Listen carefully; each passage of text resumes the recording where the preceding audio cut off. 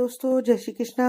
किशोरी creation से मैं सपना शर्मा आप सभी का हार्दिक स्वागत करती हूँ आपके अपने चैनल। दोस्तों, आज की वीडियो में मैं आपके लिए माघ महीने के शुक्ल पक्ष की सप्तमी तिथि को, जिसे अचला सप्तमी के नाम से भी जाना जाता है, उसकी कथा लेकर के आई हूँ। से सूर्य सप्तमी, रथ आरोग्य सप्तमी, सूर्य रथ सप्तमी, पुत्र सप्तमी आदि कई नामों से जाना जाता है। यह सप्तमी अगर रविवार को पड़ती है तो इसे भानु सप्तमी भी कहा जाता है। भगवान सूर्य ने इसी दिन सारे जगत को अपने प्रकाश से आलोकित किया था, इसलिए इस सप्तमी को सूर्य सप्तमी के रूप में भी जाना जाता है। सूर्य सप्तमी की महिमा, वैसे तो माघ का पूरा महीना ही पुण्य मास के नाम से जाना जाता है।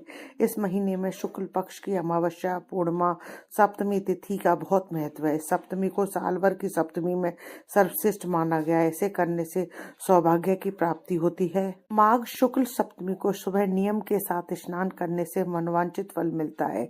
जो स्थिति को पूर्व दिशा की ओर मुंह करके सूर्य उदय की लालिमा के वक्त ही स्नान कर लेना चाहिए।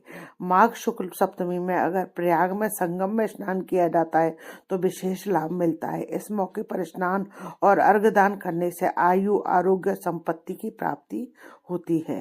दोस्तों, आइए जानते हैं माघ सप्तमी से जुड़ी हुई कथा। कथा के अनुसार एक वैश्या ने अपनी जिंदगी में कोई भी दान पुण्य नहीं किया। उसे जब अपने अंतिम क्षणों का ध्यान आया तो वह वशिष्ठ मुनि के पास गई।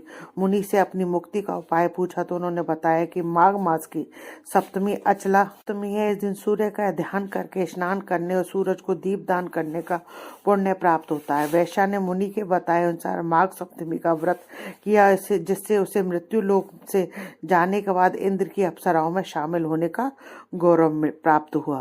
माघ शुक्ल सप्तमी को सुबह सुबह किसी पवित्र नदी या जलाशय में स्नान करके दीपदान करने से उत्तम फल मिलता है। सूर्य भगवान की पूजा करके एक ही वक्त मीठा भोजन या फलाहार करें।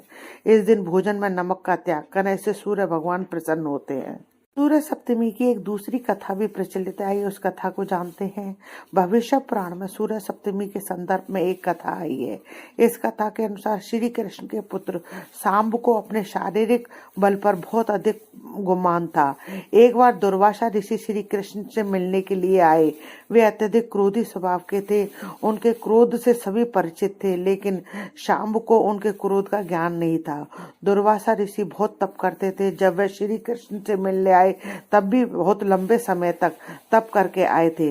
तपस्या से उनका शरीर बहुत कमजोर हो गया था। श्री कृष्ण के पुत्र शाम ने जब दुर्वासा ऋषि के कमजोर शरीर को देखा तो वह जोर से हंसने लगा। दुर्वासा ऋषि को शाम के हंसने का कारण पता चला तो उन्हें बहुत गुस्सा आया और शाम की दृष्टता को देखकर उन्होंने उसे कुष्ठ रोग होने का श्राप दे दिया।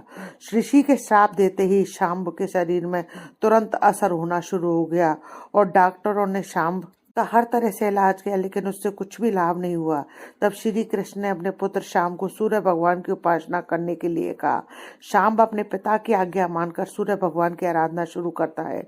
कुछ समय बीतने के बाद शाम कुष्ठ रोग से मुक्त हो गए। आइए अब सूर्य सप्तमी की विधि जानते हैं कि किस तरीके से पूजा करनी चाहिए और क्या क्या करना चाहिए।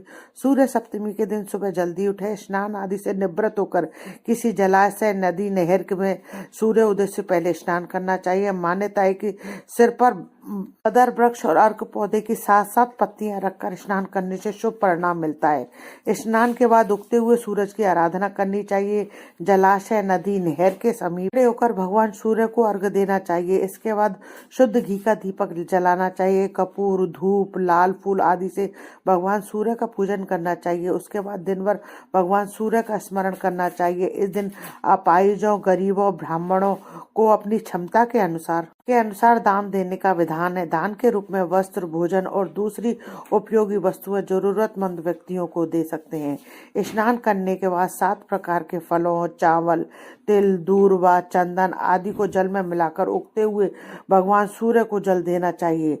सूर्य की भक्ति और विश्वास के साथ प्रणाम करना चाहिए। उसके पश्चात सूर्य के मंत्र ओम सूर्याय नमः मंत्र का 108 बार जप करना चाहिए। तो दोस्तों, ये थी सूर्य सप्तमी की कथा और सूर्य सप्तमी की पूजा का विधान। दोस्तों, अगर आपको मेरा ये वीडियो अच्छा लगे तो प्लीज़ मेरे वीडियो को ज़्यादा से ज़्यादा लाइक और शेयर करें अपने फैमिली और फ्रेंड में। यदि आपने अभी तक मेरे चैनल को सब्सक्राइब नहीं किया है तो इसे सब्सक्राइब करना ना भूलें। पास ही में बेल आइकन को दबाएं, जिससे मेरे आने वाले हर नए वीडियो का नोटिफिकेशन जो है आपको मिल जाए।